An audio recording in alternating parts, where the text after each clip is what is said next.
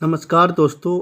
आज हम इन चांसरी की कहानी जानेंगे जो जॉन गाल्सवर्दी की प्रसिद्ध श्रृंखला द फोरसाइट सागा का दूसरा उपन्यास है। ये कहानी प्रेम, विवाह, ईर्ष्या, अधिकार और स्वतंत्रता के संघर्ष को दर्शाती है। कहानी की शुरुआत सोम्स फोरसाइट और उसकी पत्नी आयरिन फोरसाइट के तनावपूर्ण वैवाहिक जीवन से होती है। सोम्स एक धनी, व्यवहारिक और स्वामित्व की भावना रखने वाला व्यक्ति है।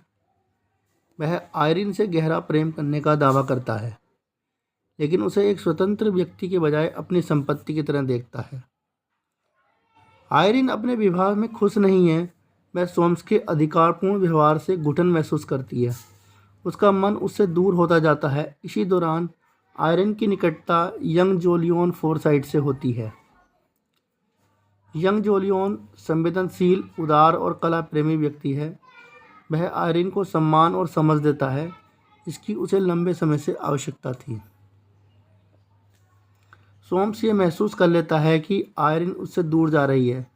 वह अपने विवाह को बचाने की कोशिश करता है, लेकिन उसकी स्वामित्व की भावना और ईर्ष्या स्थिति को और बिगाड़ देती है।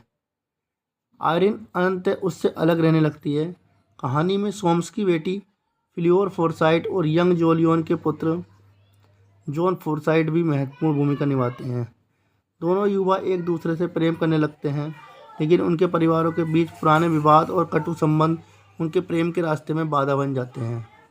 जब जॉन को अपने परिवार के अतीत और आयरिन और सोम्स के संबंधों की सच्चाई पता चलती है, तो वह फिलियोर से विवाह करने में संकोच करने लगती है। दूसरी ओर फिलियोर अपने प्रेम को बचाने की पूरी कोशिश करती है, लेकिन परिस्थितियाँ उसके विरुद्ध होती जाती हैं। उपन्यास के अंत तक सोम्स अपनी पत्नी को वापस पाने में असफल रहता है। आयरिन और यंग जोलियोन का संबंध मजबूत हो जाता है। फिलियोर और जॉन का प्रेम भी परिवार के अतीत की छाया में अधूरा रह जाता है। यह उपन्यास दिखाता है कि स्वामित्व की भावना सच्चे प्रेम का स्थान नहीं ले सकती।